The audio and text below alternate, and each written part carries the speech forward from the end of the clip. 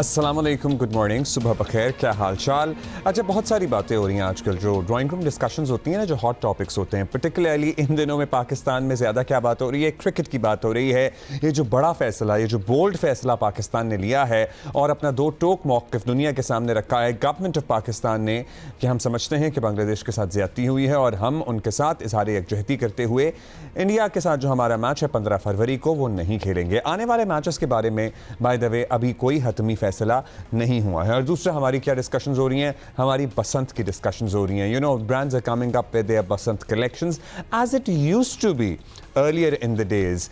लोग अपने menus decide कर रहे हैं, लोग अपने कपड़े भी रिमेंबर द टाइम्स जब हम अपने कपड़े और किस वक्त किसके घर जाना है, ये सारी प्लानिंग हुआ करती थी। सो थोड़ा सा वक्त लग रहा है अपने आप को उस दौर में वापस ले जाने में, लेकिन सर्टनली इस दौर में नए तकाज़ों के साथ और पर्टिकुलरली एसओपीज़ को हम बार बार मेंशन कर रहे हैं कि उनको मलहूज़ खातिर रखते हुए जो बसंत मनाई जा रही है, everybody seem to be really excited for that. About that a lot more is coming up in the show later. लेकिन फ़िलहाल T20 वर्ल्ड कप में शिरकत के लिए कल श्रीलंका हमारी टीम पहुँच गई है। कौमी टीम आज आराम करेगी, कल आयरलैंड से हमारा वार्म अप मैच होगा। वर्ल्ड कप में पाकिस्तान का पहला मैच है 7 फरवरी को नीदरलैंड से। ग्रुप ए में पाकिस्तान, भारत, नामीबिया और अमेरिका शामिल हैं। इस वक्त दुनिया क्रिकेट पाकिस्तान के भारत के साथ ना खेलने के फैसले पर बहस कर रही है। ऐसी बातें भी की जा रही हैं कि पाकिस्तान को इस फैसले के मुस्तकबिल में बहुत भारी जो है कीमत चुकाना पड़ेगी, खमियाजा भुगतना पड़ेगा। ICC की जानिब से सख्त फैसलों का सामना करना पड़ सकता है। पाकिस्तान सुपर लीग पर भी इसके मनफी असरात पड़ने का खदशा जाहिर किया जा रहा है। और ये बातें कौन कर रहा है? ये बातें इंडियन मीडिया कर रहा है। और इंडियन मीडिया, आपको पता है, ICC पे इंडियन मीडिया, इंडिया का, BCCI का जो असर और रसूख है, वो अपने तक तो ये बातें कर नहीं रहे हैं। ये ख्वाहिशात की एक फहरिस्त कह लें, एक विश लिस्ट कह लें, या जज्बात का इजहार कह लें, ये सारा कुछ हो ज़रूर रहा है। अब हकीकत ये भी है कि पाकिस्तान ने कुछ भी गलत नहीं किया। हुकूमत ने यह फैसला तमाम तर कानूनी पहलुओं को सामने रखते हुए किया है। बांग्लादेश के साथ इजहार यकजहती के लिए ऐसा ज़रूरी भी था। उधर पाकिस्तान के इस बड़े फैसले पर भारत और ICC तिलमिला रहे हैं। ICC का कहना है कि हुकूमत पाकिस्तान का फैसला करोड़ों पाकिस्तानी शायकीन समेत दुनिया भर के फैंस के मफाद में नहीं है। तो भाई, हमारे पास भी एक तवील फहरिस्त है। जब दुनिया भर के क्रिकेट फैंस के मफाद में ना होने वाले आपने कई फैसले, मुतअद्दिद फैसले किए, मतलब आपने ही ये पख डालना शुरू की, आपने ही ये बेतुकी बातें शुरू की क्रिकेट में कि हमारी हुकूमत, हमारी सरकार हमें इजाज़त नहीं दे रही, हम पाकिस्तान आकर नहीं खेलेंगे। इससे पहले पाकिस्तान मुतअद्दिद दफ़ा भारत जा चुका था और फिर पाकिस्तान ने भी एक उसूली मौक़िफ़ लिया। And then came the formula of neutral venues। खैर, PCB ऐसा काबिल कबूल हल तलाश करेगा होपफुली, जो तमाम स्टेक होल्डर्स के मफाद में होगा। भारतीय क्रिकेट बोर्ड के नायब सदर राजीव शुक्ला के मुताबिक जब तक ICC से कोई बात नहीं हो जाती, उस वक्त तक BCCI पाकिस्तान के फैसले पर कोई बात नहीं करेगा। मगर भारतीय मीडिया की फ्रस्ट्रेशन साफ नज़र आ रही है। भारत का गोदी मीडिया अपनी जगह, लेकिन भारत के अंदर कुछ ऐसे भी लोग हैं जो जानते हैं कि क्रिकेट को सियासत से आलूदा करने की रिवायत खुद भारत ने शुरू की, खुद भारत ने डाली। चैंपियंस ट्रॉफी खेलने पाकिस्तान ना आना क्रिकेट को सियासत की नज़र करने की इंतहा था। मौजूदा वर्ल्ड कप की बात करें तो आज भारत और ICC को जिन मुश्किलात का सामना करना पड़ रहा है, ये एक रिपल इफेक्ट है। ये भारत की पैदा करदा मुश्किलात हैं और इसका आगाज़ उसी वक्त हो गया था जब बांग्लादेश के खिलाड़ी मुस्तफ़ीज़ुर रहमान को IPL से निकाल दिया गया था। इंतहा पसंद हिंदुओं के प्रेशर पर भारतीय पार्लियामेंट के रुकन शशि थरूर भी मान रहे हैं, कांग्रेस के रुकन भी हैं, जो भारत ने जंग के बाद अपना नैरेटिव दुनिया में पहुंचाने के लिए एक डेलीगेशन बनाया था, उसकी भी ये सरबराह थे। उन्होंने कहा कि मुस्तफ़ीज़ुर रहमान को IPL से नहीं निकालना चाहिए था। क्रिकेट सियासत की नज़र हो रही है और मुसलसल हो रही है। ICC चाहे कुछ भी कहे, लेकिन जब बात कौमी मफाद की हो तो फिर सब कुछ पीछे रह जाता है। जब भारत अपने तौर पर जो चाहता है फैसला कर लेता है तो ये हक पाकिस्तान को भी हासिल है। हाँ, ये ज़रूर है कि इवेंट में पाकिस्तान टीम के लिए चैलेंज पहले के मुकाबले में बहुत ज़्यादा है। मुख्तसर ओवर्स के इस खेल में हर मैच, हर पॉइंट की खास अहमियत होती है और पाकिस्तान ज़ाहिर है अपने 2 पॉइंट्स खोएगा, लेकिन हमें उम्मीद है कि हम अपने बाकी तमाम मैचेस जीतेंगे और फिर अगले मरहले के लिए क्वालिफाई करेंगे। फिर रन रेट की भी बातें हो रही हैं। कौमी टीम को इस चैलेंज से निपटने के लिए गैर मामूली कारकर्दगी भी दिखाना होगी and we are sure, pretty sure, जो हमारी हालिया परफॉर्मेंस रही है against Australia in the T20 series के हम उस गैर मामूली कारकर्दगी दिखाने के लिए तैयार हैं। सईद याह्या हुसैनी हमारे साथ मौजूद हैं, सीनियर स्पोर्ट्स जर्नलिस्ट हैं, प्रोग्राम स्कोर के मेज़बान हैं। याया, बहुत शुक्रिया। याया, वैसे तो दुबई में मीटिंग होती है लेकिन आईसीसी ने मुंबई में भी एक हंगामी मीटिंग की जिसमें अपैरेंटली ब्रॉडकास्टर्स से मुलाकात हुई। क्या आपको खबरें आ रही हैं? एक वो खबरें हैं जो भारतीय मीडिया के जरिए हम तक पहुंच रही हैं और हमारे साथ मौजूद हैं हमारे deputy sports editor Faizan Lakhani. Faizan, sorry I just saw you on the screen, hope you well as well. So continuing with याया, याया बताइएगा क्या आप तक खबरें पहुंच रही हैं? एक वो विश लिस्ट है जो भारतीय मीडिया अपने नाजरीन के सामने रख रहा है और जाहिर है हमें पता है कि आईसीसी पर बीसीसीआई का असर और रसूख है, तो क्या हमें उसे सीरियसली लेना चाहिए या फिर हमें अपनी कानूनी टीम पर, लीगल टीम पर भरपूर एतमाद होना चाहिए कि उन्होंने तमाम शकें पढ़कर ही ये फैसला किया होगा? Thank you very much Abdullah. और आपने जो बात की है यही से शुरुआत कर देता हूँ। एक विश लिस्ट है इंडियन मीडिया की और वो हर रोज कोई ना कोई नई कहानी छोड़ रहे हैं कि ब्रॉडकास्टर का नुकसान जो है वो पाकिस्तान क्रिकेट बोर्ड को पूरा करना पड़ेगा, पाकिस्तान क्रिकेट बोर्ड को सैंक्शंस का सामना हो सकता है, पाकिस्तान क्रिकेट बोर्ड को इंटरनेशनल क्रिकेट काउंसिल की तरफ से शदीद किस्म की पाबंदियों का सामना हो सकता है। अब क्या वाकई ऐसा होगा? क्या सिर्फ डराया जा रहा है पाकिस्तान को? तो किस्सा मुख्तसर ये है कि कुछ भी नहीं होने जा रहा है ऐसा, और इंटरनेशनल क्रिकेट काउंसिल के पास सिर्फ टेबल पर पाकिस्तान क्रिकेट बोर्ड के साथ बैठने के और कोई दूसरा रास्ता बचा नहीं है।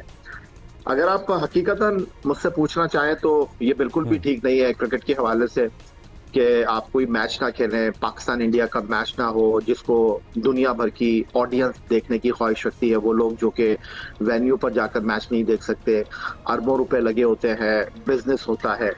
लेकिन ये शुरुआत कहाँ से हुई? ये भारत की तरफ से हुई है शुरुआत। और आपको याद होगा 2008 में MS धोनी की क़यादत में आखिरी मर्तबा भारत पाकिस्तान से कराची में खेलने के लिए आया था एशिया कप। उसके बाद से भारत पाकिस्तान खेलने आया नहीं है। 2012-13 में चौधरी ज़का अशरफ ने श्रीनिवासन के साथ बात करके पाकिस्तान की वनडे T20 टीम को भारत भेजा। 2016 में Shahid Afridi ICC T20 world cup खेलने के लिए टीम पाकिस्तान को भारत लेकर गए। 2023 में पाकिस्तान टीम उस वक्त भी भारत खेलने के लिए गई जब भारत एशिया कप खेलने के लिए पाकिस्तान नहीं आया। क्रिकेट डिप्लोमेसी में पाकिस्तान की हुकूमत ने, पाकिस्तान की सियासी शख्सियात ने हमेशा किरदार अदा किया है, लेकिन अब पानी इस सर से ऊंचा हो चुका है।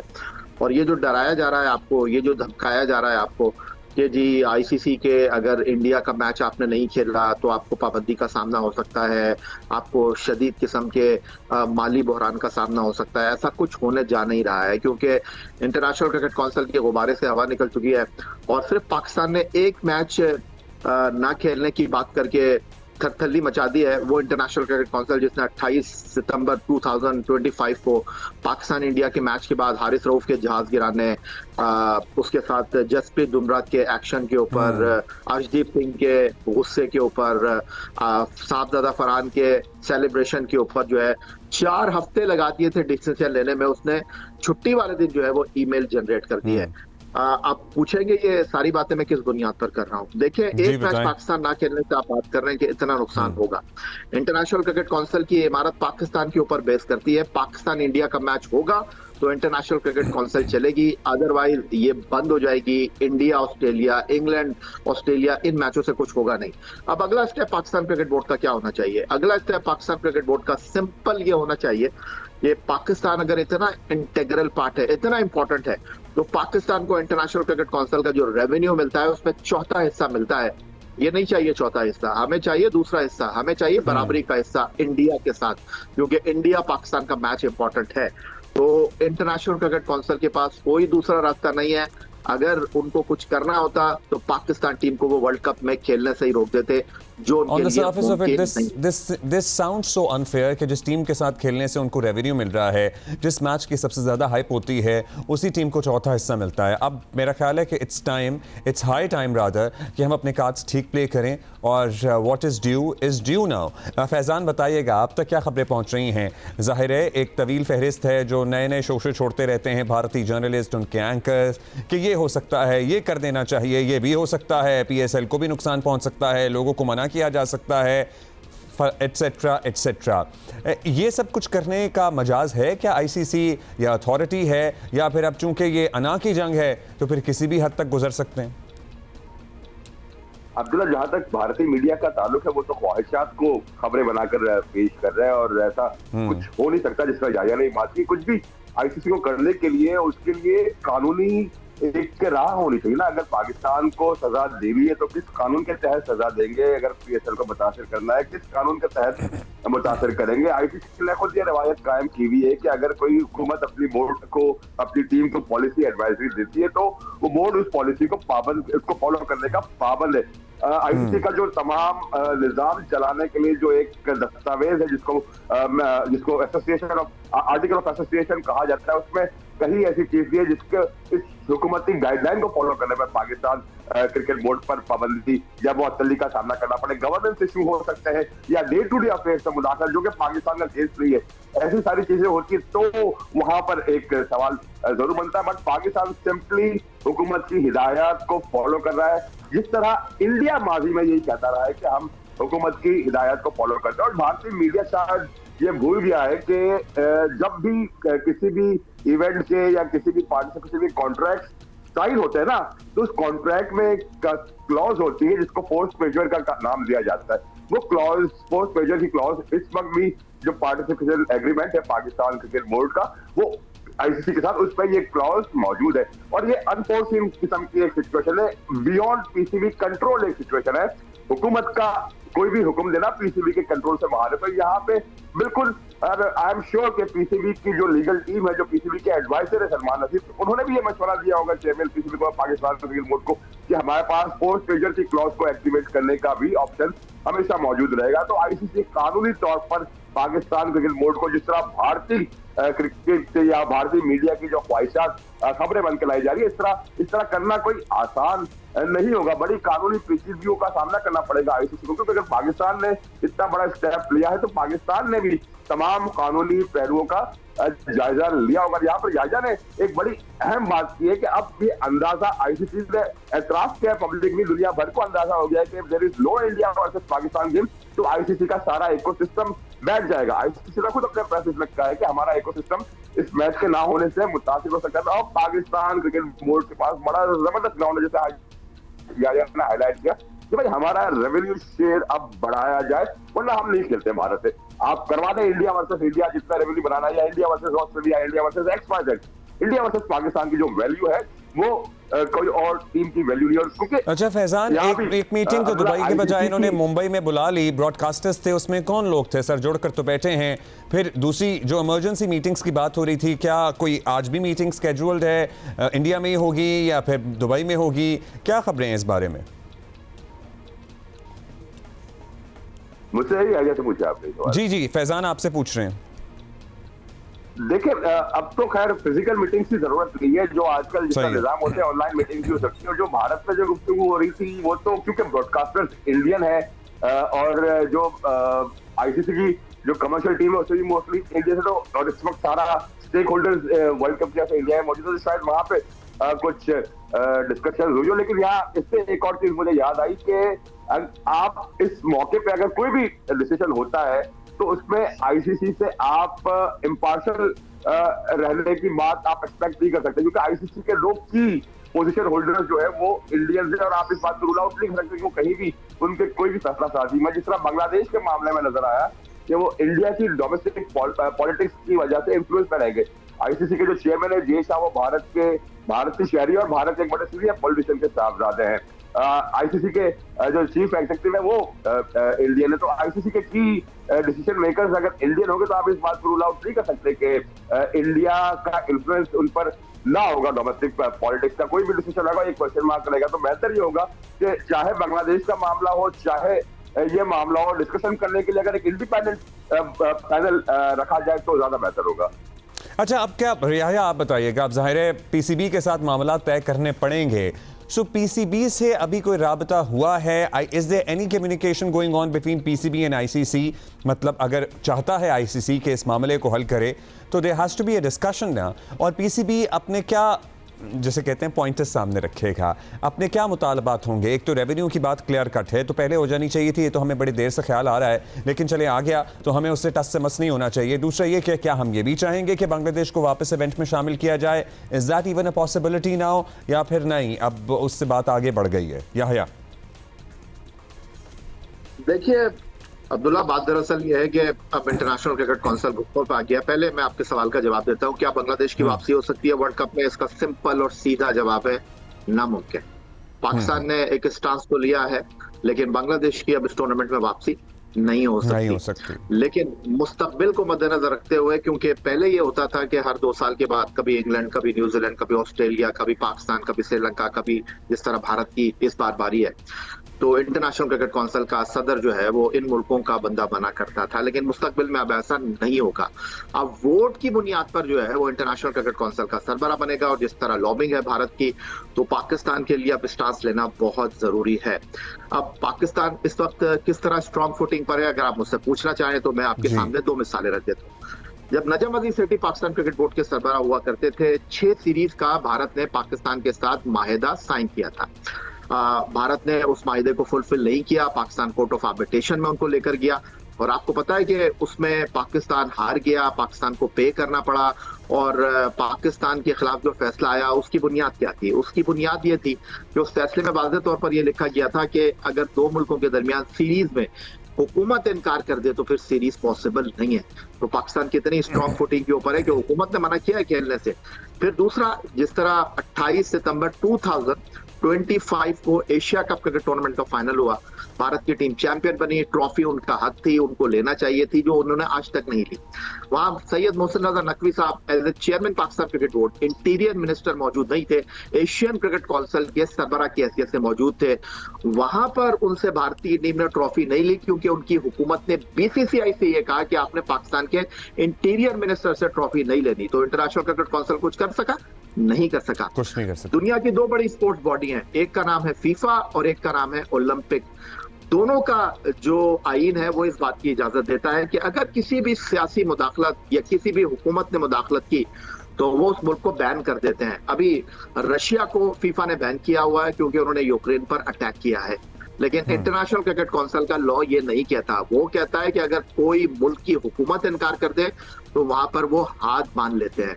तो यहाँ पर पाकिस्तान बहुत स्ट्रॉन्ग फुटिंग के ऊपर है। मुस्तकबिल में क्या होने जा रहा है, आईसीसी को सिर्फ टेबल पर आना होगा। हमारा इंडिया के साथ कोई इधर मामला नहीं है, यहाँ सिर्फ डीलिंग इंटरनेशनल क्रिकेट काउंसिल की। आप उसको कह लें कि जय शाह की वजह से भारत का इन्फ्लुएंस है। मुस्तकबिल में क्या हो सकता है वो भी मैं आपको सिनेरियो बता देता हूँ कि इंटरनेशनल क्रिकेट काउंसिल को ग्राउंड पर आना पड़ेगा, पाकिस्तान क्रिकेट बोर्ड से बात करनी पड़ेगी, क्योंकि वो अफोर्ड नहीं कर सकते माली नुकसान। तो अगर 15 तारीख का मैच खेलना है भारत को पाकिस्तान के साथ, तो उनको फिर रूल रेगुलेशन के हिसाब से खेलना होगा, हाथ भी मिलाना होगा, अच्छे तरीके से पाकिस्तान के साथ मैच खेलना होगा, और इन चीजों को टेबल पर रखा जाएगा, बताया जाएगा कि जनाब अब इस तरह क्रिकेट नहीं होगी। और पाकिस्तान क्रिकेट बोर्ड, आपने जिस तरह पूछा कि क्या इंटरनेशनल क्रिकेट काउंसिल को जवाब देगा, तो किस चीज का जवाब देगा पाकिस्तान क्रिकेट बोर्ड? हुकूमत पाकिस्तान ने कह दिया है, और माजी में कभी भारत ने ये नहीं बताया कि वो पाकिस्तान क्यों नहीं आ रहे। वो कहते थे जी हमें हुकूमत ने मना किया है। हाँ, नहीं, तो कम्युनिकेशन जवाब नहीं देगा। मैंने कहा अब कम्युनिकेशन किससे होगी? अब आईसीसी जाहिर है पीसीबी से ही कम्युनिकेट करेगा। जी फैजान, आज तक कोई दस्तावेज ऐसी नहीं थी जिसमें ये लिखा होगा हुकूमत ने मना दिया। हुकूमत की कोई डॉक्यूमेंट आज तक बीसीसीआई ने आईसीसी को नहीं दी, to best of my knowledge. Pakistan का तो एक public statement government of Pakistan के अकाउंट से मौजूद है, बट बीसीसीआई ने कभी हुकूमती कोई दस्तावेज नहीं दी जिसमें कहा गया हो कि नहीं, you are not allowed to tour Pakistan, you are not allowed to visit Pakistan for Champions Trophy और एशिया कप। इंडिया ने बस बीसीसीआई ने ये कह दिया कि यार हमें इजाजत नहीं मिली, कोई दस्तावेज नहीं दी, कुछ साबित नहीं किया कि वाकई में ये हुकूमत की और यहाँ पे देखिए इंडिया की I would say simple hypocrisy की बात यहाँ पर होगी कि बाकी सारे खेलों में चले इंडियन कहते हैं क्रिकेट में कि भाई हमारी एक सियासी पोजीशन है तो इसलिए पाकिस्तान का दौरा नहीं करते। तो वो हुकूमत की पॉलिसी दीगर खेलों में कहाँ जाती थी? इस दौरान 2009 के मार्च से लेकर 2025 तक इंडिया के दीगर स्पोर्ट्स में पाकिस्तान की टीमें भी इंडिया गई, इंडिया के एथलीट भी पाकिस्तान, बहुत सारे ऐसे खेले जिसमें मुकाबले होते रहे, स्नूकर में मुकाबले होते रहे, हॉकी में मुकाबले होते रहे। आई मीन आपके फिर ये पॉलिसी कहाँ जाती? सिर्फ क्रिकेट में आप ये पॉलिसी लेकर आ जाते हैं तो फिर आपका दौरा मायार। और यहाँ पे एक और चीज अब्दुल्ला बहुत जरूरी है, ये मामला इंडिया या बांग्लादेश का नहीं है, ये मामला इंटरनेशनल ग्लोबल क्रिकेट कम्युनिटी का है, जिसके लिए पाकिस्तान खड़ा हुआ है। आज अगर ये बांग्लादेश के साथ, माजी में पाकिस्तान के साथ इन्होंने सियासत की, मुख्तसरन तो Faizan, international global cricketing community किसके साथ खड़ी होगी? बिकॉज वी ऑल नो कि उन पे भी बीसीसीआई का इन्फ्लुएंस आ रहा है। देखिए, ग्लोबल क्रिकेट कम्युनिटी का अब्दुल्ला बहुत बड़ा इन्हेसार पाकिस्तान इंडिया मैच से था, होता है, और जब भी पाकिस्तान ने इस मैच को ना खेलने का फैसला किया कि तो फिर ये अपना वजन पाकिस्तान के पलड़े में भी क्यों नहीं डालते? ये तो हम क्यों करें? ये अपना वजन पाकिस्तान के पलड़े में क्यों नहीं डालते? फिर क्यों खामोश बैठे रहते हैं सारे लोग हर वक्त? मतलब जिसका दिल चाहे कोई अच्छा ट्रॉफी नहीं लेनी, जब दिल चाहे हाथ नहीं मिलाना, नोबडी स्पीक्स। अब तक ये होता है, लेकिन अब धीरे धीरे देखिए हर चीज को एक जमूत तोड़ने के लिए ना शायद वक्त लगता है। पहली बार आप ये नोटिस करें कि इंटरनेशनल क्रिकेट काउंसिल में किसी ने इंडिया को चैलेंज किया है। आज तक तो हर कोई इंडिया के साथ ये कह ले कि मफाहमत करके चलता रहता था कि बड़ा एक उसका बड़ा रोल है क्रिकेट की इकोनॉमी में, तो हर कोई इंडिया के साथ मफाहमत करता रहा था। तो ये पहली बार देखे अब्दुल्ला इंटरनेशनल क्रिकेट काउंसिल के किसी फोरम पर हो रहा है, ग्लोबल क्रिकेट के फोरम पर हो रहा है कि इंडिया को किसी ने चैलेंज किया है, आंखों में आंखें डाल के बात किए।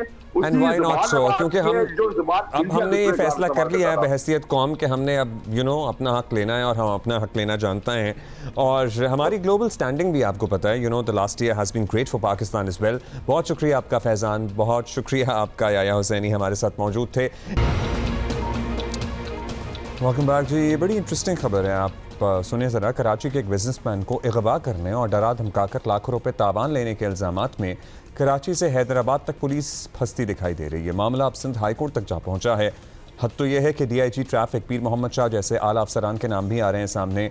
अब इस मामले में तो नाम आ रहा है, उनको ओहदे से भी हटा दिया गया, लेकिन और भी मामला थे जिस पे जवाबदही मांगी जा सकती थी। जैसा कि कराची में गुल प्लाजा में जब आग लगी, क्यों नहीं फायर टेंडर्स के लिए अलग रास्ता मुख्तस किया गया, क्यों नहीं वहाँ पे ट्रैफिक को कंट्रोल किया गया, मैनेज किया गया।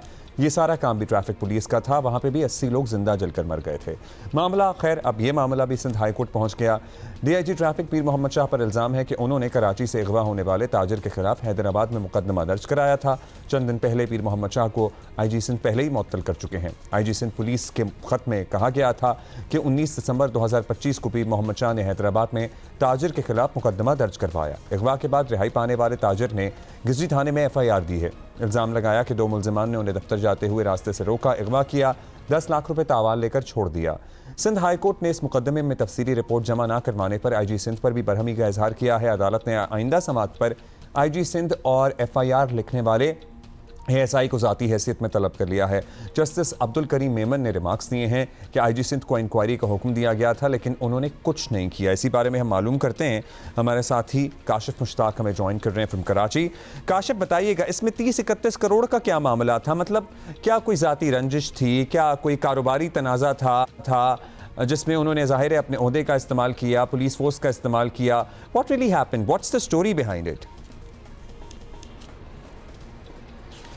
अब्दुल्ला, देखें, ये मामला काफ़ी अरसे से चल रहा था और डिफेंस फेज़ 6 के एक ताजिर हैं और उनको जो है वह किसी से लेन देन का मामला था और कमोपेश 31 करोड़ का ये मामला था।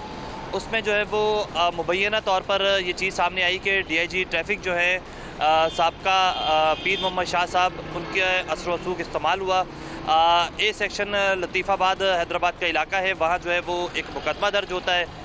ASI का असर वसूख उसमें शामिल होता है और वो मुकदमा 19 दिसंबर 2025 को दर्ज होता है और उसके बाद पुलिस की पार्टी तश्कील दी जाती है और वो पार्टी हैदराबाद से कराची आती है और फेज़ 6 के एक सिग्नल पर इस ताजिर को रोकती है।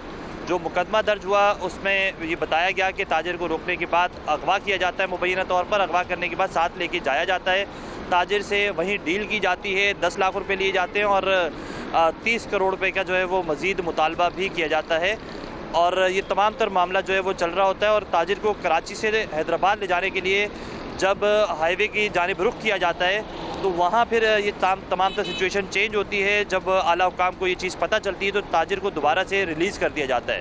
फिर एक मुकदमा 14 जनवरी 2026 को जो है वो गिजरी थाने में साउथ जोन में दर्ज होता है और उस मुकदमे में जो है वो ताजिर मुद्दई होता है और अगवा के सेक्शन के तहत जो है ये मुकदमा दर्ज होता है। उसमें ये बताया जाता है कि एक गाड़ी आके जो है वो वाइट करोला उसे रोकती है, रोकने के बाद उसमें से जो है वो पुलिस के मलबूस जो उसके लिबास हैं वो उन्होंने पहने हुए होते हैं, और इस दौरान जो है वो रोकने के बाद उन्हें असले के जोर पर गाड़ी में बिठाया जाता है, वहाँ से ले जाया जाता है। तमाम तर सिचुएशन जो है वो क्लियर की जाती है।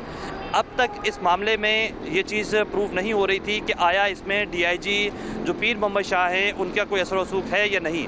फिर इसमें इन्वॉल्वमेंट होती है आईजी सिंध की जानिब से, और आईजी सिंध की जानिब से एक एक्सप्लेनेशन मांगी जाती है, और एक्सप्लेनेशन में ये कहा जाता है कि 506/2026 एक मुकदमा जो है वो हैदराबाद में दर्ज हुआ है, और उस मुकदमे में जो है वो पुलिस एहलकारों को ये इंफॉर्मेशन दी गई और ये कहा गया और ये पावर दी गई कि आप जो है वो इसका मुकदमा जो है वो गैर कानूनी तौर पर दर्ज करें और उसको जो है वो फिर कार्रवाई की जाए। तो इस मामले पर जो है वो फिर ना सिर्फ एक्सप्लेनेशन दी गई बल्कि डीआईजी ट्रैफिक जो पीर मोहम्मद शाह साहब थे उन्हें जो है वो फौरी तौर पर हटाया भी गया। ज़राए ये बताते हैं कि अब आला अफसरान की ये भी मुदाखलत है कि जो बिज़नेस कम्युनिटी है उनके साथ कोई जो है वो बैठक रखी जाए, और इस हवाले से तमाम तर तफसीलात जो हैं वो बताई जा रही हैं कि उनसे कोई डील का मामला भी चल रहा है।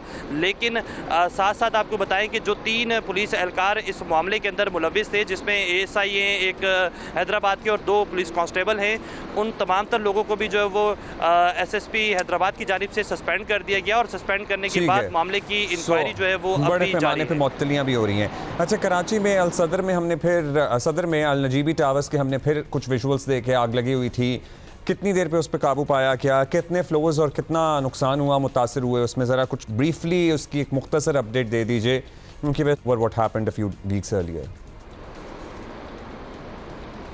देखिए, गुज़िश्ता रात जो है वो अचानक से जो सदर मोबाइल मार्केट है उसके 7वें फ्लोर पर जो है वो ये आग लगी, और बताया जा रहा है कि वो पार्किंग एरिया था। जो इब्तदाई तौर पर फायर ब्रिगेड हुकाम रेस्क्यू 1112 की जानिब से बताया गया कि आग शॉर्ट सर्किट के बायस जो है वो लगता है कि लगी है, और गाड़ियों में ही आग लगी। वहाँ लोग भी फंसे हुए थे, 2 अफराद जो है वो दम घुटने से जो है वो ज़ख्मी भी हुए, और उन्हें फौरी तौर पर वहाँ से सफोकेशन की वजह से मुंतकिल किया गया अस्पताल में भी। ये सिचुएशन थी। 4 फायर टेंडर, 1 स्नॉर्कल की मदद से जो लोग 7वें फ्लोर पर फंसे हुए थे उन्हें जो है वो महफूज मकाम पर मुंतकिल किया गया, जबकि मुतादिद गाड़ियाँ जो है वो जलने की इतलात दी है। मोटरसाइकिलों भी एक बड़ी तादाद में थी। हमने कुछ रोज़ कबल इसी जो सदर की मोबाइल मार्केट है और इसके अतराफ़ की मार्केट से उनका दौरा भी किया था, और उसमें ये बताया था कि बहुत ज़्यादा अच्छे इंतज़ामात नहीं हैं। 3 से 4 सिलेंडर एक फ्लोर पर जो है वो लगाए गए हैं, लेकिन यहाँ पर हज़ारों लोगों की आमदोरफ्त होती है सदर मोबाइल मार्केट में, कोई बेहतर इंतजाम नहीं है। बाकायदा फुटेज के अंदर हमने ये दिखाया भी था, और कुछ दिन बाद ही जो है वो इस तरह का एक वाक़या रिपोर्ट होता है, और ये पार्किंग एरिया था जिसके अंदर जो है वो आग लगी, और आग ने मुतादिद गाड़ियों को अपनी लपेट में लिया। लेकिन रेस्क्यू 1112 हो, पुलिस हुकाम हो या फिर ट्रैफिक पुलिस हो, उनकी जानिब से फौरी तौर पर एक जो है वो मैप तश्कील दिया गया, सड़क को बंद किया गया, और फौरी तौर पर आग पर काबू पाया गया, लोगों को वहाँ से महफूज अंदाज में निकाला गया। बहुत शुक्रिया आपका काशिफ। और सदर से अभी सुबह के मैं विजुअल्स देख रहा था, और लिटरली मैं सोच रहा था कि वहाँ ज़ाहिर खंबे शंबे लगे हुए हैं, वहाँ पे तारों का एक ऐसा जंजाल है जिसको मतलब वो जो सही गुत्थी उलझने वाला जो मामला होता है ना, हज़ारों भी नहीं लाखों तारें हैं जो इधर से उधर लटक रही हैं, गिर रही हैं, टूट रही हैं, रोल बने हुए हैं। It's a mess and obviously it looks अगली। मतलब जो भी लोग गुजरते हैं, जिनकी जिम्मेदारी है, जो शायद इस सिलसिले में कुछ कर सकते हैं, क्या वो उनको नहीं, उनकी आंखों को कैसे, it doesn't hurt their eyes, it doesn't hurt them कि यार ये हम किधर हैं और हम क्या किस माहौल में हमने अपने लोगों को रखा हुआ है। बिल्कुल एन मोबाइल मार्केट वाला जो सिग्नल है ना, जो बड़े बड़े प्लाजा हैं एंड यू नो बाहर से बड़े फैंसी प्लाजा लगते हैं और लाखों करोड़ों का कारोबार होता है, उस एक चौक के इर्द गिर्द जो दुकानें हैं, उस चौरंगी के इर्द गिर्द जो दुकानें हैं, लेकिन ज़रा तारों का जो हाल है ना, वो भी लटकती हुई तारों का हाल भी देख लीजिए। वहाँ पे भी कोई हादसा हो सकता है और उसको इन ऑर्डर करना इतना मुश्किल काम तो नहीं है। आई बिलीव अगर कोई विल हो और करना चाहे तो सर्टन नहीं कर सकते। और यूँ भाई आप तैयार हैं, आई एम श्योर, लेकिन साथ साथ हम आपको बारहा हमें तो जब मौका मिलेगा हम आपको यही कहेंगे कि बड़े अरसे बाद ये फेस्टिविटी हो रही है, इसमें प्लीज़ ज़िम्मेदारी का मुजाहरा करना है हम सब ने कलेक्टिवली। और आप कहेंगे कि क्या अब्दुल्ला और हुमा हमेशा लेक्चर देना शुरू हो जाते हैं, लेकिन हमें पता है ना कि बस याद दहानी कराते हैं। आपको पता है वी आर फ्रेंड्स, तो हम याद दहानी कराते हैं कि हमने क्या नहीं करना। हमने SOPs की खिलाफ वर्जी नहीं करनी, हमने कातिल डोर का इस्तेमाल नहीं करना, हमने तंदी, हमने लोहे की तारें, केमिकल डोर का इस्तेमाल नहीं करना। और अगर कोई कर रहा हो तो लिटरली आप उसकी शिकायत करें भाई। ये हम नहीं चाहते कि ये त्यौहार जो है ना ये किसी भी किस्म की कंट्रोवर्सी का शिकार हो, क्योंकि लाहौर को देखें तो सही आप, एक तो वैसे ही इतना खूबसूरत शहर है और बसंत की तैयारियां उरूज पर हैं, तो जेल रोड हो, गुलबर्ग हो, माल रोड हो, दीगर शाहराहें हों, मतलब हर तरफ गुड्डे, पतंगें, सजावट and what not. Look at this. So हमारे साथी हैं जाहिद शेरवानी, उन्होंने लाहौर की खूबसूरती हम तक पहुंचाई है। रात को भी काम चल रहा था और ज़ाहिर है 3 दिन रह गए हैं बसंत में, तो काम तो उरूज पर है ना। सो रात में क्या माहौल था लाहौर की मुख्तलिफ शाहराहों पर, बिल्डिंग्स की क्या सजावट थी, ये जाहिद हमें दिखाएंगे and let's watch it together. हम यहाँ पर अंदरून लाहौर में मोची गेट में मौजूद हैं, जहाँ पर पतंगों की बड़ी मार्केट है। यहाँ पे लोगों ने पतंगों की दुकानें खोली हैं, बेशुमार पतंगे हैं, बहुत बड़ी तादाद में लोग यहाँ पर मौजूद हैं। बहुत सारे लोग तो अपनी फैमिली के साथ भी यहाँ पर आए हुए हैं और मज़ेदारी की बात यह है कि भाव-ताव भी हो रहा है और इस बारे में वाज़ेह तौर पर जो हुकूमत की तरफ से हदायत हैं उस पर भी लोग अमल कर रहे हैं। मेरे साथ जो इस वक्त दुकानदार हैं जिन्होंने ये सारा एक स्टॉल लगाया, दुकान लगाई है, इनसे पूछते हैं कि बताइए कि अब तक सुबह से कितनी अब तक दुकान पतंगे बेच चुके हैं? ज़्यादा तो नहीं, कम से कम 500-600 तो बेच चुके होंगे। बेच चुके हैं। और अभी कब तक चलता रहेगा आज के दिन? शाम 10 बजे तक गवर्नमेंट का टाइम है यहाँ पे, बस 10 बजे तक। 10 बजे तक। तो कल से फिर शुरू हो जाएगा? कल से सुबह से 10-11 बजे के बाद होगा। आज छुट्टी थी, वीकेंड था, लोग आए हैं इस वजह से, रात के भी और दिन के भी। छुट्टी की वजह से ज़्यादा इस वजह से रश है, लेकिन कल हो सकता है कि हो सकता है इससे ज़्यादा भी हो और हो सकता है इससे कम भी हो। जी, ये थे जो दुकानदार जो कि ये जो बड़े गर्मजोशी से जिस तरह जोश लोगों में है, पतंग उड़ाने वालों में इसी तरह का ये जोश जो दुकानदारों में भी है कि वो उनकी अच्छी बिक्री हो गई है। एक दुकानदार सुबह 10 बजे से लेके 11 बजे से लेके और अब तक जो है शाम 6-7 बजे तक वो इतने यानी कि 600-700 पतंगे बेच चुके हैं। कितनी पतंगे खरीदी हैं अब तक? अभी तक तो रेट के फोर से नहीं खरीदी कोई भी। अच्छा, रेट ही बहुत अप है इनका। रेट ज़्यादा है? बहुत ज़्यादा रेट है। तो डोर भी खरीदी है? डोर भी बहुत ज़्यादा है, ज़्यादा है, काफ़ी ज़्यादा महंगी है। क्या करेंगे फिर? अब नहीं होती बस फिर यही है कि छत पे बैठ के खाना खाएंगे, साथ देखेंगे, यही हो सकता है। ये वो मेला है कि सर्दी चली गई है, अब बाहर आ रही है और उसका जश्न मनाया जा रहा है। बेसिकली बसंत का कॉन्सेप्ट ये है, लेकिन इस पर पतंगबाजी की जाती है, बहुत खाने बनाकर खाए जाते हैं, खुशी मनाई जाती है और 25 साल बाद ये इवेंट हो रहा है। इसी वजह से लोगों में जोश व खरोश बहुत ज़्यादा है। जी, बहुत शुक्रिया जाहिद, आपने तो हमें मोची के से क्या विजुअल्स दिखाए हैं। तिल धरने की जगह नहीं है यहाँ पर, रश पड़ा हुआ है और यही रौनकें हैं। ये इससे कारोबार भी ज़ाहिर है बहाल होता है। बसंत was literally a multi-million-dollar industry for Pakistan, you know, even back then. और अगर अब जिस सतह पे अब इसे आपको पता है सेलिब्रेट करने की कोशिश की जा रही है और पूरे रूल्स एंड रेगुलेशंस के साथ, अगर हम इसे प्रॉपर इंडस्ट्री के तौर पर लें जो कि हम ले रहे हैं, तो this can be such a great revenue generating thing for the country, for the province, for the city. So हम सब ने क्या करना है, हमने प्लीज़ इसमें अपना जो है ना वो अपना मामला ख़ुद नहीं अपने हाथों नहीं बिगाड़ना है। इसलिए हमने SOPs का ख्याल रखना है, हमने तमाम कवानीन की पासदारी करनी है और पर्टिकुलरली जो हमारे मोटरसाइकिल वाले हजरात बहन भाई हैं, आपको पता है ना कि 3 दिन के लिए लाहौर में तमाम ट्रांसपोर्ट फ्री है।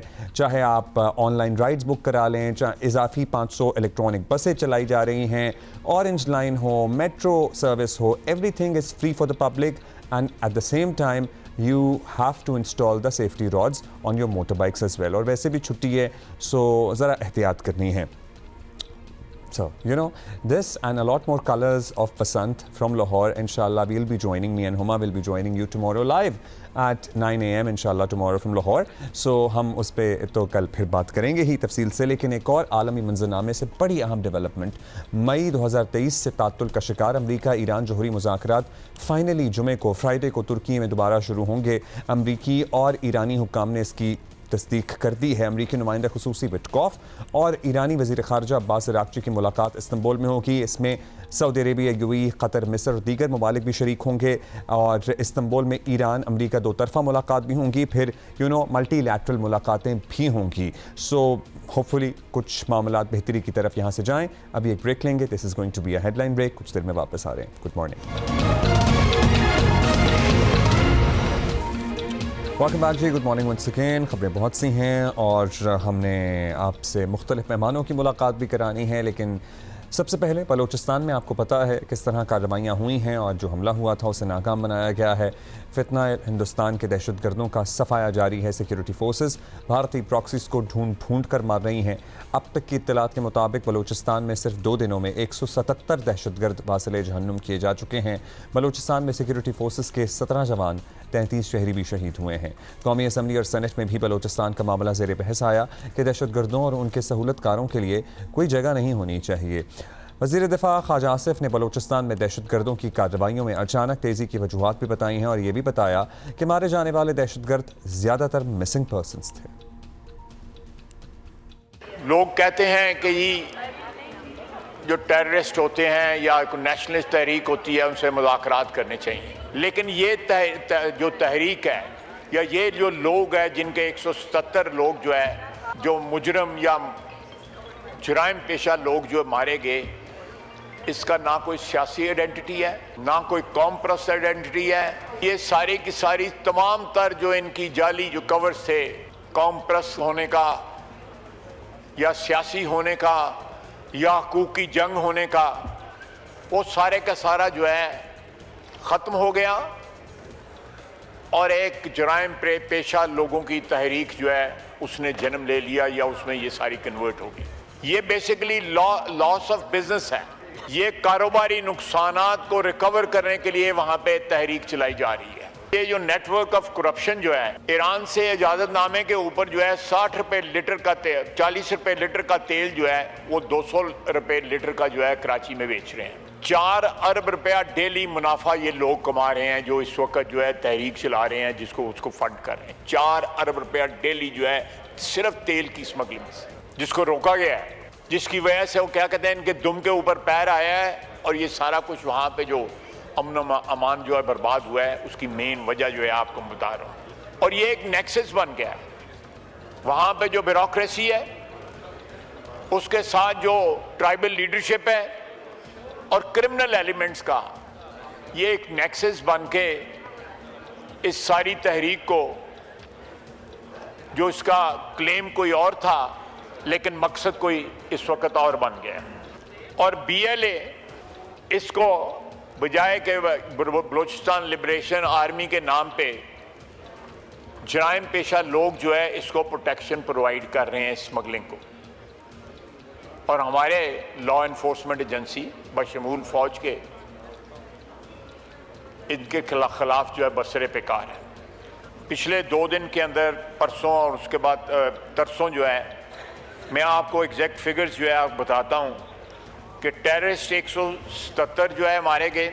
हमारे जो शहीद हुए हैं 17, जिसमें 10 पुलिस वाले हैं, 6 FC के हैं, 1 लेवीज का है। सिविलियन शहीद जो है मेनली ग्वादर में हुए हैं वो 33 हैं। सिक्योरिटी ज़राए के मुताबिक दहशतगर्दों और सहूलतकारों के खिलाफ security forces, intelligence agencies, police पूरी तरह मुतहर्रिक है। कल कौमी असम्बली और सेनेट में भी बलूचिस्तान में दहशतगर्दों की कार्रवाइयों पर बहस हुई है। दोनों जगह मुत्तफ़िक़ा राय सामने आई है कि दहशतगर्दी के इस नासूर का जड़ से खात्मा करना होगा तो पार्लियामान को भी पूरी ताकत के साथ रियासती इदारों और कौमी बयानिए के साथ खड़ा होना होगा। तमाम सियासी जमातों को खड़ा होना, स्टेक होल्डर्स को खड़ा होना होगा, सिविल सोसाइटी को खड़ा होना होगा। सैयद मोहम्मद अली माहिर सिक्योरिटी उमूर हमारे साथ मौजूद हैं। अली साहब, शुक्रिया आपने वक्त दिया। अली साहब, आपको क्या लगता है, मतलब ये फाइनल ब्लो था दहशतगर्दों को, या हमें और मुस्तकबिल में इस तरह की कार्रवाइयों के लिए तैयार रहना चाहिए?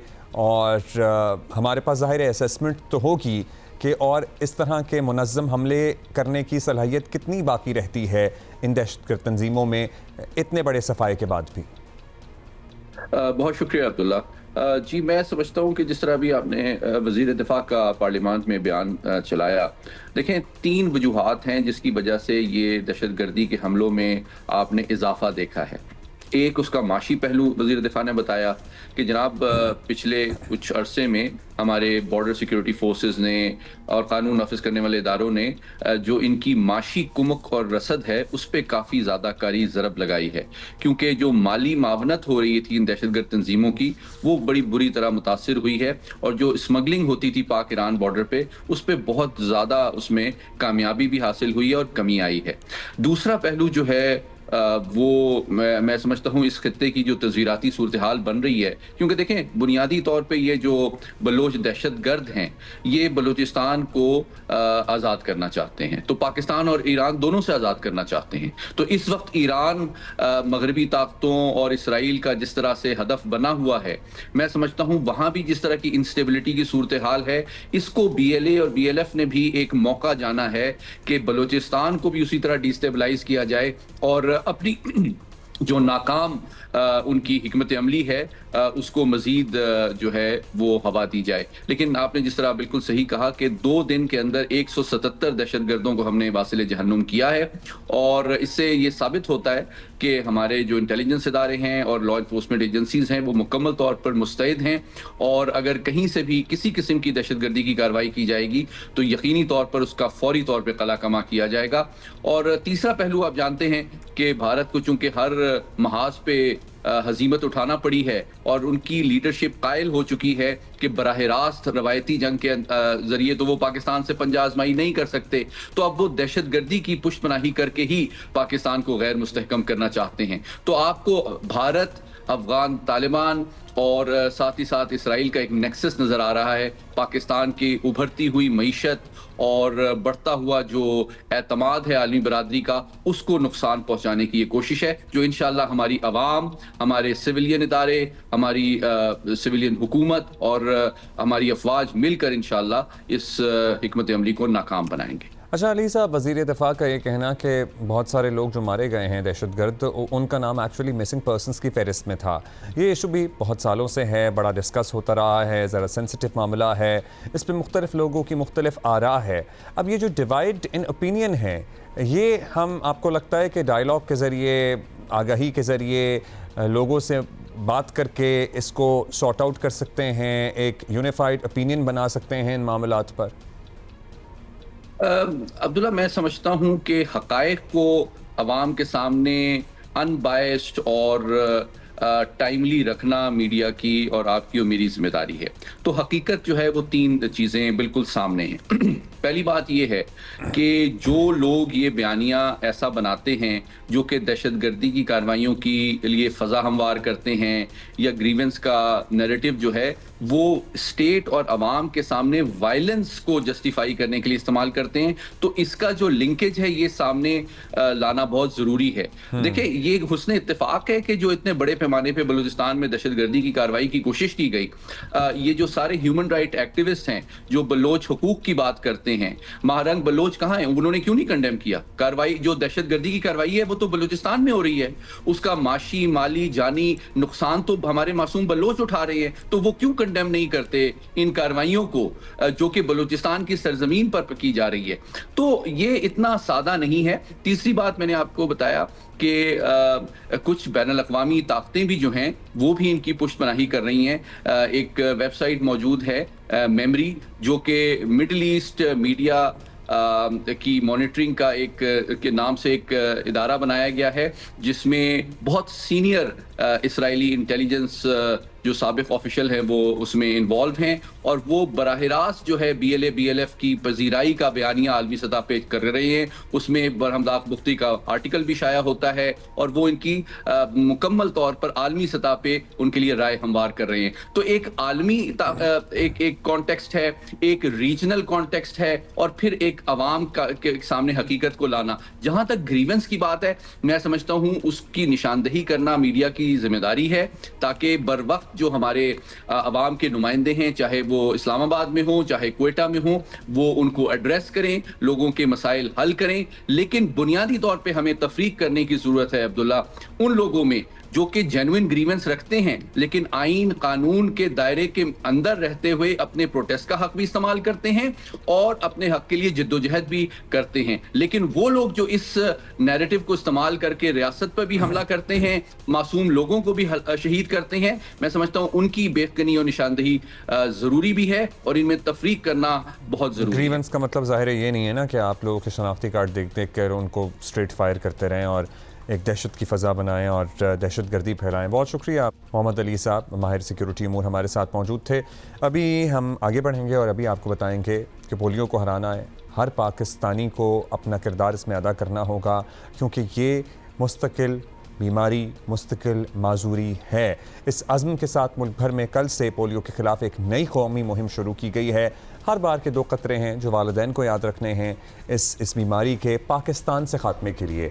We know and we are sure और इंशाल्लाह आपका बच्चा सेहतमंद रहेगा, लेकिन अगर इस मुल्क से भी हमें पोलियो का ख़ात्मा करना है तो every time the campaign runs हमें अपना किरदार निभाना होगा। इसी पर हम बात करेंगे। डॉक्टर अजीम ख्वाजा हमारे साथ मौजूद हैं, health specialist from UNICEF Pakistan. Doctor साहब बहुत शुक्रिया आपने वक्त दिया। डॉक्टर साहब ज़ाहिर है हम एक वक्त था बड़े करीब पहुंच गए थे एंड देन हालात बदले और कोविड भी आ गया एंड देन अभी हालात ज़ाहिर है इतने हौसला अफजा नहीं हैं। आप बताइएगा जिस नौयत की हम मुहिम्मात चला रहे हैं, कुछ पॉजिटिव साइंस आपको थ्रू डेटा मौसूल होना शुरू हो गए हैं कि हाँ it's finally working out now. अब कोविड को भी 4 साल 5 साल हो जाएंगे, सो वो जो गैप था, वो जो बीच में वक्फा था, उसको भी ओवरकम हमने कर लिया होगा होपफुली। जी हाँ, इसमें इस वक्त तो हम पुरज़म भी हैं और हमारे पास जो डेटा बता रहा है, माजी में जैसे 2024 में हमारे पास 74 केसेस रिपोर्ट हुए थे पाकिस्तान में, 23 सिर्फ सुबह सन से थे, जो पिछले साल कम होकर 31 हो गए हैं और 9 केसेस थे सन से। 2026 हम ईयर ऑफ रेडिकेशन के तौर पे उसको स्टार्ट किया है हमने। 2026 की जो पहली मुहिम है पूरे मुल्क भर में, इसको बहुत ही मुनज़्ज़म और मैं समझता हूँ बहुत ही सलीके से स्टार्ट इसलिए भी किया गया है ताकि इस बीमारी को जड़ से ख़ात्मा किया जाए।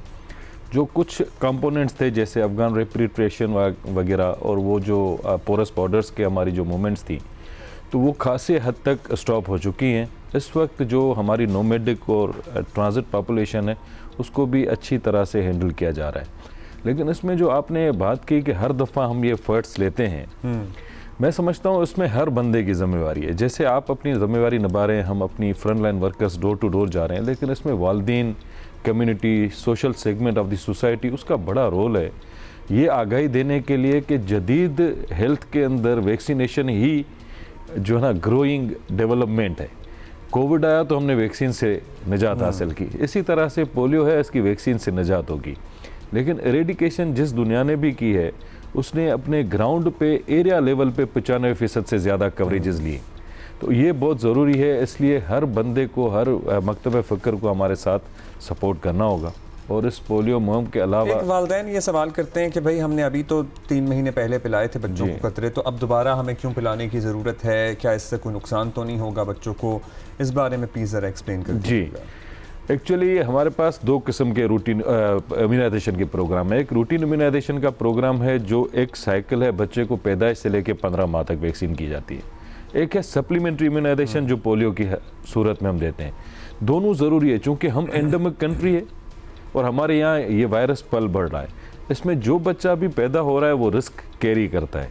हेंस हमें इन तमाम वैक्सीन्स पे ट्रस्ट करना होगा, हमें front line worker, health worker पे ट्रस्ट करना होगा। यही वैक्सीन्स है जिससे हमसे बदतर हालात के ममालिक ने भी पोलियो का खात्मा किया है।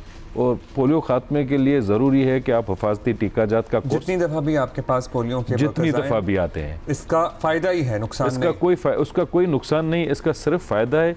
ये इम्यूनिटी बूस्टर है, ये आपकी गट क्लीन करता है, आपकी ह्यूमरल इम्यूनिटी यानी ब्लड के अंदर, ब्लड स्ट्रीम के अंदर भी इम्यूनिटी पैदा करता है। हेंस बच्चे के अंदर क़ुव्वत मुदाफ़ियत बढ़ जाती है। हमारे रिफ्यूज़ल्स कम हुए हैं ओवर द पीरियड? जी हाँ, रिफ्यूज़ल्स का जो प्रोपोर्शन है हमारे पास अभी भी कराची के अंदर तकरीबन 31,000 के लगभग हमारे इनकारी बच्चे हैं, लेकिन 31,000 हैं हमारे 2.4 मिलियन टारगेट्स के अंदर, तो ये 1% होता है। लेकिन जहाँ ये क्लस्टर्स में है, मजमूई तौर पे एक कम्युनिटी इनकारी है, वो हमारे लिए सबसे बड़ा चैलेंज है। वहाँ पे हम इन्फ्लुएंसर्स को, अभी तो हमारी सरकारी जो तमाम मशीनरी है including deputy commissioner ranging from CM Sindh till the union council secretary, everybody is engage कि भाई इसको अभी ख़त्म करना है।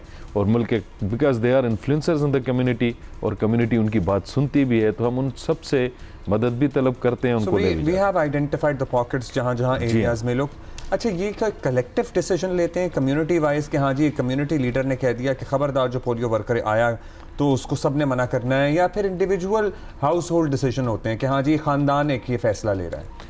इसमें सर इस तरह से है ना कि ये एक कॉम्प्रिहेंसिव मुहिम चलती है जिसमें डिप्टी कमिश्नर से लेके नीचे हर बंदा नहीं, फील्ड जहाँ में। हम कलेक्टिवली एक कह रहे हैं जी कम्युनिटी इनकार कर रही है, क्या कम्युनिटीज इनकार कर रही होती हैं या वहाँ भी कुछ हाउस होल्ड होते हैं जो कहते हैं नहीं आ जाएं जी? बहुत सारे लोग एक्सेप्ट करते होते हैं, लेकिन कभी कभी डिमांड जनरेशन होती है। फॉर एग्जांपल एक बंदा कह रहा है कि यार मेरे पास वाटर स्कीम्स ले आओ, उसके बाद आप आ जाओ तो पोलियो पिलाओ। अब वाटर स्कीम एक दिन में आती नहीं है, उसके लिए पूरा प्रोसेस है। डिमांड बेस्ड रिफ्यूजल्स भी होते हैं। मेजॉरिटी में कम्युनिटी एज होल रिफ्यूजल नहीं है, दे आर एक्सेप्टिंग। लेकिन जो हाउस होल्ड्स हैं मिलजुल के वो जो इनकार कर रहे होते हैं, हम उनको कोशिश करते हैं सेग्रीगेट करें, उनको वैक्सीनेशंस करें, क्योंकि अल्टीमेटली इसी के साथ ही इरेडिकेशन मुमकिन। बिल्कुल ठीक कह रहे हैं आप। बहुत शुक्रिया doctor Khawaja, thank you for being with us sir. Thank you. और आपने हम सब ने अपने बच्चों को परमानेंट मजबूरी से बचाना है। पोलियो के 2 कतरे हमारे लिए हैं, हमारे बच्चों के लिए हैं, इस कौम के लिए हैं, पाकिस्तान के लिए हैं। अभी आगे बढ़ेंगे और हम कुछ दीगर सियासी खबरें भी हैं हमारे पास। बड़ी देर की मेहरबान आते आते, लेकिन चलिए देर आयत दुरुस्त आयत। वज़ीर आज़म शहबाज शरीफ और वज़ीर आला खैबर पख्तूनख्वा सुहेल आफरीदी के दरमियान आखिरकार मुलाकात हो गई है। ईद के बाद दोनों रहनुमाओं में एक और मुलाकात होगी। इसे मौजूदा सियासी मंजरनामे में एक बड़ी मुस्बत पेशरफ्त के तौर पर देखा जा रहा है। बहुत ज़्यादा ना सही, लेकिन कम अज़ कम वफाक और खैबर पख्तूनख्वा के दरमियान इंतज़ामी तनाज़ात के हल की कोई हल्की सी थोड़ी सी उम्मीद तो जागी है। वज़ीर आज़म शहबाज शरीफ ने सुहेल आफरीदी से कहा कि वफाकी हुकूमत तमाम सूबों को साथ लेकर चलने और यकसा तरक्की का विजन रखती है। खैबर पख्तूनख्वा में तरक्याती मनसूबों, तालीम, सेहत और रोज़गार के मौक़े बढ़ाने के लिए पूरा ताउन करेंगे। सुहेल आफरीदी इस मुलाकात को सियासी के बजाय इंतज़ामी नौयत की करार दे रहे हैं। उनका कहना था कबायली इलाकों के लिए फ़ंड्स मांगे, जिसे जारी करने की वज़ीर आज़म ने हिदायत कर दी है। आज की मुलाकात थी, ये इस ओहदे का तकाजा था जिस ओहदे पर मैं बैठा हूँ। हैसियत सियासी वर्कर शायद मैं कभी भी वहाँ नहीं बैठता, लेकिन मैंने जो है अपने आवाम के लिए, अपने सूबे के लिए मुनासिब समझा, क्योंकि वहाँ पर हालात संगीन होते जा रहे हैं, चाहे वो फाइनेंशियली हो और चाहे बंद कमरों के फैसलों से हो। तो उसके हवाले से मीटिंग ज़रूरी थी। देखें 4000 अरब नहीं, हम तो 4 अरब रुपए नहीं, हम तो 5300 अरब रुपए जो IMF का रिपोर्टेड हैं उसका इल्ज़ाम नहीं लगाते हैं। वो चार्जशीट हैं इनके खिलाफ जो 4 अरब की बातें करते हैं, और ये सारी जो है सियासी बयानबाजियाँ हैं जो 4 अरब रुपए हैं।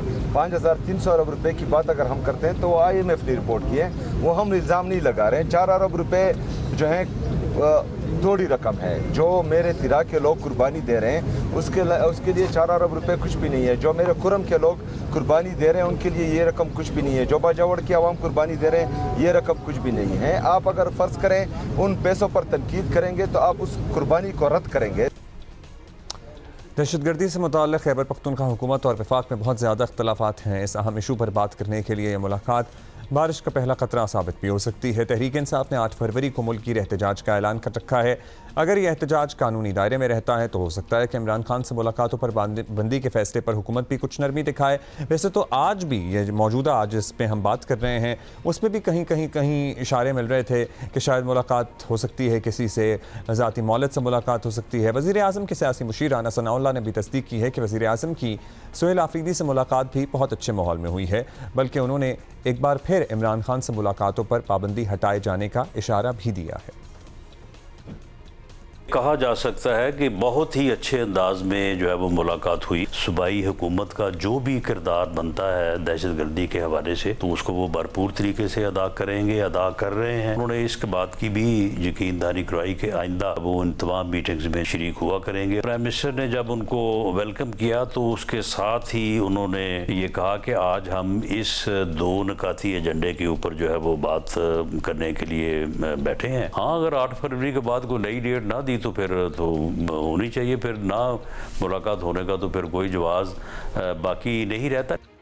साबिक वज़ीर आला अली अमीन गन्नापुर जब हुकूमती वज़रा से मुलाकातें करते थे तो इमरान खान ज़्यादा खुश नहीं होते थे। काफ़ी अरसे से पार्टी रहनुमाओं की मुलाकातें इमरान खान साहब से बंद हैं।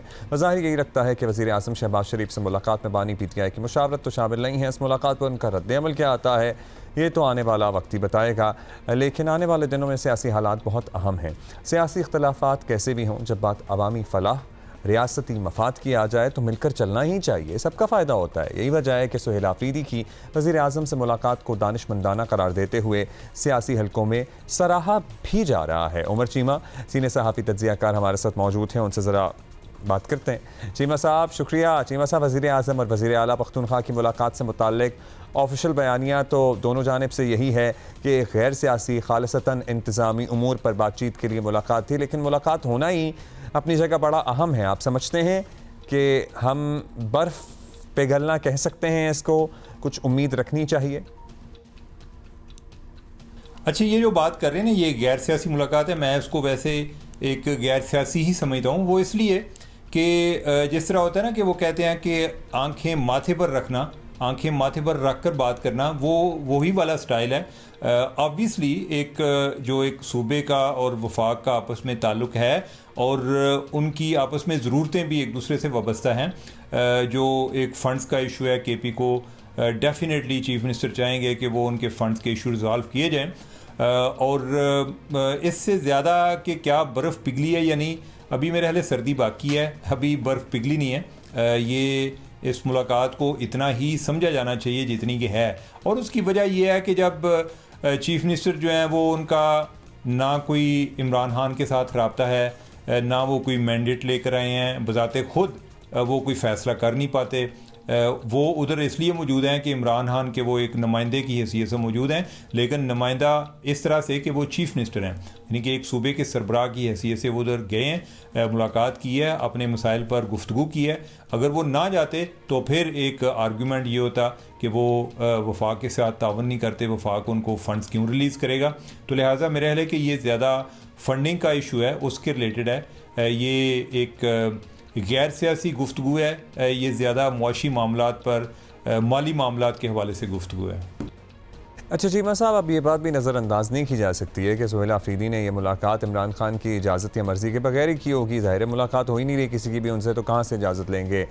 PTI इतनी एटोनमी और लचक तो दिखा रही है, जो कल मुलाकात हुई है इससे हमें यही तासुर मिला। क्या उम्मीद रखें कि वो 8 फरवरी की कॉल वापस लेने जैसा कदम भी उठा सकते हैं अपने अकायद को गुफ्तगू में शामिल किए बगैर? देखिए, जो 8 फरवरी की आप बात कर रहे हैं ना, मुझे एग्जैक्ट नहीं आइडिया, लेकिन मेरा ख्याल है कि जब इमरान खान की लास्ट टाइम मुलाकात हुई थी तो ये उनके नॉलेज में तो नहीं होगा कि नेक्स्ट मुलाकात फिर मेरी पता ही नहीं कि कब होनी है, या उन्होंने कोई तब की ये चीज़ें प्लान तो नहीं की होगी। PTI ने अपने लेवल पे 8 फरवरी का भी प्लान किया होगा, और इसमें आगे वो क्या कर सकते हैं ये वक्त बताएगा। फिर भी जो भी होगा, फिर यही होगा कि KP की तरफ से कोई लोग आएंगे। पंजाब में तो जिस तरह माजी में भी सख्ती की गई वही होगी। लाहौर जो है वो ज़्यादा बसंत मना रहा होगा, उधर जो है वो 8 फरवरी उस तरह से मना रहे होंगे। हो सकता है कि जो एहतजाज की एक शक्ल ये हो कि वो अपनी जो पतंगे हैं उन पे कोई नंबर लिख लें या कुछ कर लें, इस तरह का एहतजाज जो है वो हो सकता है। मुझे कोई बहुत को भरपूर अंदाज में होता हुआ नज़र नहीं आ रहा। ये है कि डेफिनेटली 8 फरवरी जो है उनके लिए एक बड़ा अहम दिन है, और वो चाहेंगे कि इसको किसी तरह हम जो है अपनी एक प्रेजेंस को रजिस्टर कराएं।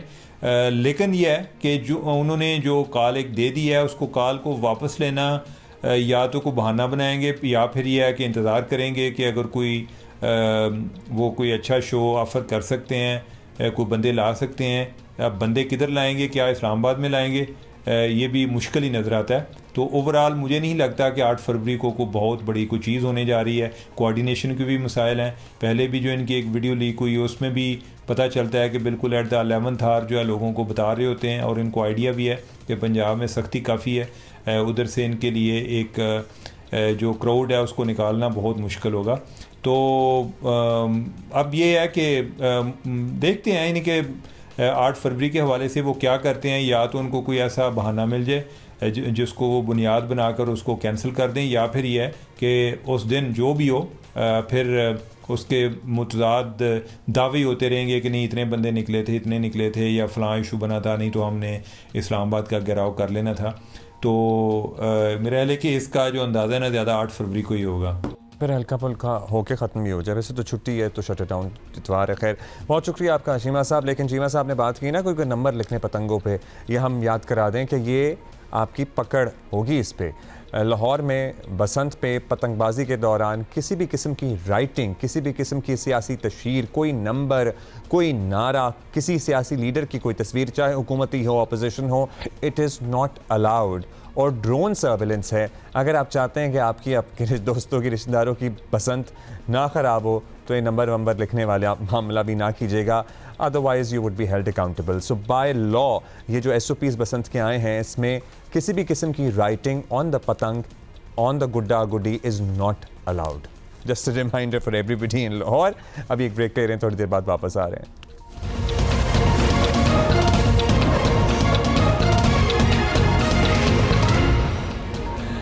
वेलकम बैक जी। अमेरिका में पाकिस्तानियों की एक बड़ी तादाद है, मुसलमानों की बहुत बड़ी तादाद है, डॉक्टर्स भी बहुत हैं, अदरवाइज प्रोफेशनल्स भी बहुत हैं। ये कम्युनिटी आपको पता है दहाइयों से मौजूद है, अमरीकी माशरे का एक अहम हिस्सा है। लेकिन सदर ट्रंप के आने के बाद कुछ चैलेंजेस भी हैं, कुछ मुश्किलात भी हैं, पर्टिकुलरली जिस तरह इमिग्रेशन पे बैन लगा है उससे बहुत से लोग परेशान हैं। सो ओवरऑल इसके भी क्या असरात होते हैं कम्युनिटी को, और कम्युनिटी को पर्टिकुलरली पाकिस्तानी अमेरिकन कम्युनिटी को किन चैलेंजेस का सामना है। इसमें बहुत सारी तंजीमें काम करती हैं, लेकिन बड़ी प्रोमिनेंट, सबसे प्रोमिनेंट रादर तंजीम है इकना, और इसके सदर भी हैं, एक बड़े सीनियर पेडिट्रिशियन भी हैं, समाजी सतह पर बहुत मुतहर्रिक हैं। हमारे साथ मौजूद हैं डॉक्टर साहब और doctor Mohsin Ansari. Thank you for being with us sir. ज़ाहिर है आपका काम अमरीकी पाकिस्तानी तो जानते ही हैं, लेकिन जिनको नहीं वाकफियत, आप प्लीज़ उनके लिए एक्सप्लेन कीजिएगा कि इकना का क्या स्कोप ऑफ वर्क है, Islamic circle of north America, किस तरह से ये वहाँ पे पर्टिकुलरली पाकिस्तानियों के लिए अपने काम कर रहा है। श्योर। बिस्मिल्लाहिर्रहमानिर्रहीम। Thanks for inviting first of all. ICNA is alhamdulillah, if I say that it won't be wrong, ICNA is the largest Muslim organization of not America alone, of the whole Western world. इसमें we have almost 21 divisions, और जिसमें every single member of the family of American Muslim is being catered. हमारा youth की organization is the largest Muslim youth organization in the country. For Muslims, and our sisters organization is the largest sisters organization. Then we have Dawa organization. So you can imagine Dawa का काम इतना comprehensive है कि every 6 minutes there's a Quran being dispatched online from our website every 6 minutes, and that produces so many results. आप जो इतने सारे conversions देखते हैं towards Islam, we think average 3.5 people accept Islam every day through our website and through our Qurans. And most of them, it's very important to note, most of them are white American females जो हमारे काम से मतलब. So this is Dawa. Then charity organization, which is the largest division of our work. Helping Hand USA is यहाँ भी काम कर रहा है। पाकिस्तान के 166 ज़िला में 132 ज़िला में हेल्पिंग हैंड मौजूद है। अच्छा, अब ये बताइएगा कि पर्टिकुलरली ये जो नए चैलेंजेस हैं नई हुकूमत आने के बाद, मुसलमानों को भी और पर्टिकुलरली पाकिस्तानियों को भी, और हम तो ज़ाहिर है इमिग्रेशन, हमारे कितने ऐसे बच्चे बच्चियाँ हैं जिनकी शादी अमेरिकन पाकिस्तानियों से हुई हुई हैं, अब बैठे हुए हैं यहाँ पे, फंसे बैठे हैं, इसके लिए आप कुछ असिस्टेंस फराहम कर रही हैं, आप जैसे इदारे या आप लोग? राइट। तो अमेरिका में बहुत सारी सिविल लिबर्टी ऑर्गेनाइजेशन है, जिसमें हमारी ICNA CSJ सोशल जस्टिस की ऑर्गेनाइजेशन भी शामिल है। उनका बेसिकली काम यह है कि American freedom is at risk right now, everybody agrees. तो अमेरिकन फ्रीडम जब एट रिस्क है, उसमें इमिग्रेशन भी शामिल है, उसमें ह्यूमन राइट्स भी शामिल है, उसमें अपनी एक्सप्रेशन पे जो पाबंदियाँ हैं वो भी शामिल हैं। हमारा तो मामला यह है कि किसी ने खूब कहा है ना कि ये खाके वतन है जहाँ अपनी और जान तो सबको प्यारी है। तो हम इस मुल्क के लिए जो कुछ कर सकते हैं, तो पाकिस्तानी अमेरिकन्स का रोल बहुत बड़ा है इस पर्टिकुलर इशू पे। अमेरिका में रहने वाले बहुत सारे Pakistani अटर्नीज़, ACLU which is the largest law firm in the country, they are all working, they are going to challenge क्योंकि it's not going to last। 75 मुल्कों को रोका है और उसमें पाकिस्तान को भी रोका है। जो ट्रम्प साहब के ऑर्डर्स आए उनमें 90% ऑर्डर्स वो हैं जो कोर्ट में चैलेंज हुए हैं, and they have all been successfully challenge. तो we are anticipating and hoping कि बहुत जल्दी इसको कोर्ट में चैलेंज कर दिया जाएगा and it will be reversed और एटलीस्ट स्टॉप्ड। अच्छा, अब आज के ज़माने का जो नया अमेरिकन पाकिस्तानी बच्चा बच्ची है, आपको क्या लगता है? आपकी जनरेशन से भी बहुत सारे लोगों ने तो रिश्ता रखा ज़मीन के साथ, बहुत सारों ने नहीं भी रखा, दे नेवर केम बैक। आज का नौजवान is interested in Pakistan and Pakistani culture and everything that this country holds and values.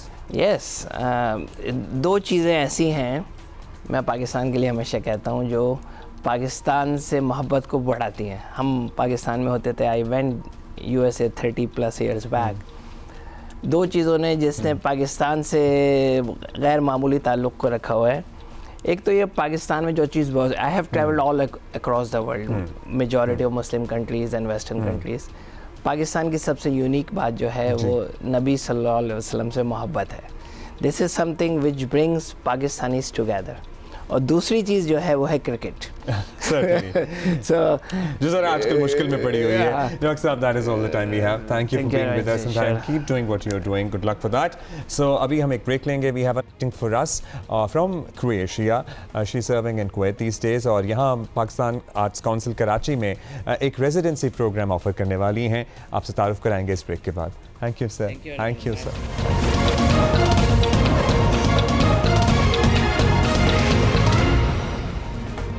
Welcome back ji, और हमारे साथ डॉक्टर ज़ुबोविच मौजूद हैं। She is from Croatia but आजकल ये कुवैत में मौजूद हैं। वहाँ डांस सिखाती हैं, डांस पढ़ाती हैं। Otherwise she is a PhD in education technology. So एक इनका एकेडमिक करियर है और आर्ट्स काउंसिल ऑफ पाकिस्तान के तहत अब रेजिडेंसी प्रोग्राम शुरू कर दिए गए हैं throughout, and she is the first one to come to Karachi Pakistan. ये यहाँ मौजूद होंगी। अगर आप सीखना चाहते हैं so you can sign up and roll in. Thank you doctor Zubovich for being with us again. Actually, you were here in the World Culture Festival, and so this residency program, what does it intend to teach people here?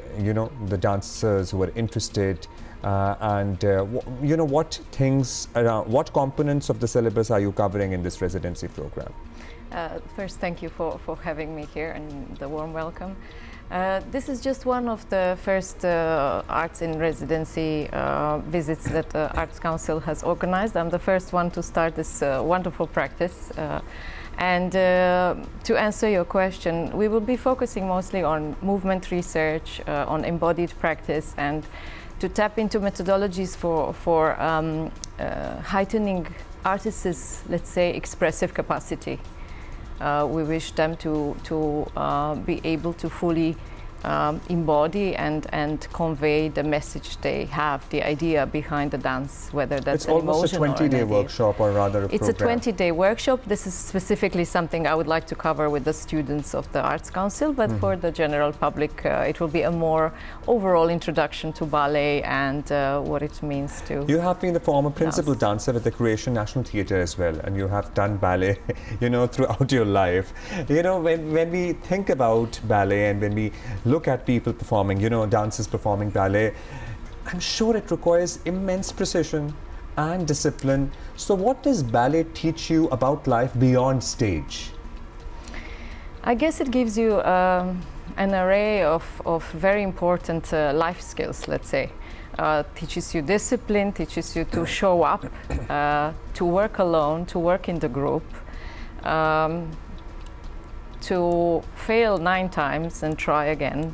And these are all very important lessons because through failure we learn and we advance. And I think the main thing is resilience and this not giving up. Yes, this strength that you just keep going no matter what. And I used to have ballet teachers who used to tell me, you have to go through I cannot. When you think you cannot, you go through that. And I think this is a very positive attitude in a way for what is the right age for children to start ballet? Because few people are also trying to teach ballet here in the big cities in Pakistan as well now. So if one wants to train professionally, then from very early age we have like pre-ballet course which starts, let's say, when kids are 6. But to start training 5 and then 6 days a week, kids start when they are 9 and they finish with their high school when they're 18. So it's a rigorous training for about 9 years, and then one is ready to go and dance on stage. But the general public should join in at any time. It should be a beautiful way of spending time regardless of your physique or All right, now that you will anything. be teaching in Pakistan to the students of Arts Council primarily, but otherwise general public too, so आप लोग भी इसमें शिरकत कर सकते हैं somehow.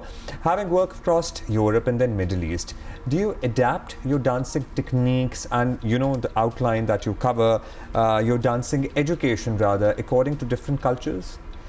I wouldn't say different cultures. I would say the level of like the background Of the students. Yeah, if they have some previous background in ballet or not. And even then, if they do, I always try to cover, let's say, the basics, which means the ballet posture and just the preparation of the body to work with the floor and to work with the oppositional forces. There are many hidden things behind the art. It's not just memorizing the steps. It's also working with some principles, such as the opposition, to be pushing down and extending the body up, and working within yourself in a way that it creates muscular support. It is very fascinating. Thank you for being with us this morning, and thank you for being here and teaching our students. You're welcome. Thank you so much. That's it. We're going to see you tomorrow, inshallah, 9 a.m. but from Lahore. All the festivities and colors of spring and Basant. See you.